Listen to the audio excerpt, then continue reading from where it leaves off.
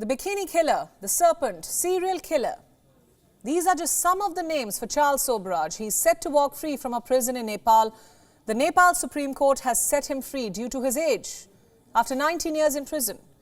Sobhraj today is infamous for his heinous crimes. His story has been brought to life in popular programs. His horrific crimes have made headlines, but the fascination with his persona continues. So tonight I ask, is television creating a murder celebrity culture? And how does it impact all of us? Take a look. A thief, a fraudster, a serial killer who was once among Asia's most wanted criminals is going to walk free from a Nepal prison after 19 years. We're talking about the Bikini Killer, the Serpent, Charles Sobhraj.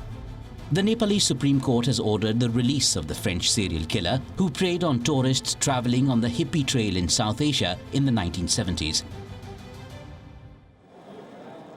But why is a serial killer who has committed several brutal murders being allowed to walk free? The court says because of his old age. Sobhraj is now 78 years old. Back in the day, the serial killer was described by many as handsome and charming. The charismatic conman evaded the law in several Asian countries. He used his looks to befriend, rob and then murder young backpackers, to use their passports for his own travels.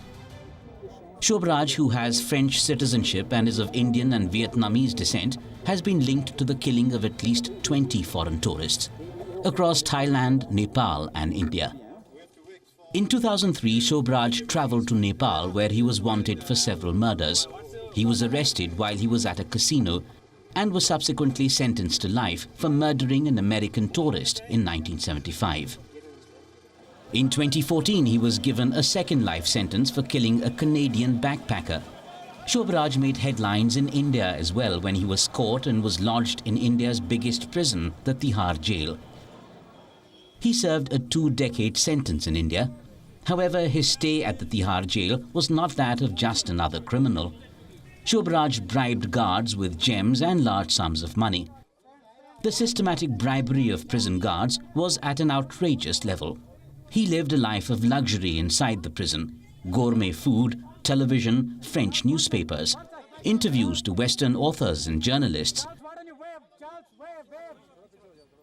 In 1986, when his extradition to Thailand for a murder was almost certain, Sobhraj threw a lavish party for his guards and fellow inmates, whom he had befriended over the years. And what happened next has never happened in Indian history. Charles Sobhraj escaped India's biggest prison after feeding the prison guards cakes, cookies and grapes, all laced with sleeping pills. The Tihar jail has had only 6 escapes over 50 years, but there has never been one like this. The jailbreak triggered a nationwide manhunt. After 22 days, he was arrested at a popular hangout joint in Goa. Before the arrest, he was reportedly riding around on a pink motorbike in outlandish disguises, hence the name The Serpent. For years, a weird animal magnetism drew millions to Sobhraj and his life. Those who've met him say the gaze from his joyless eyes was compelling. Interest in Sobhraj's life only peaked. So much so that he's been the subject of 3 non-fiction books, a Bollywood film, and an 8-part BBC-commissioned documentary series. Over the years, Charles Sobhraj, a serial killer, obtained a celebrity status. Les amis sont toujours les bienvenus à la maison. Serial killers have been popular subjects of recent OTT shows, documentaries, true crime podcasts and books. There is an increasing tendency to romanticize them. People often want to know the stories of a serial killer and not of victims or survivors. They're often given catchy nicknames like Sobhraj was given. Sensationalizing serial killers gives them more infamy and notoriety. And often that is exactly what they crave. Such tactics may get more views for shows or sell more books or papers, but it comes at a cost.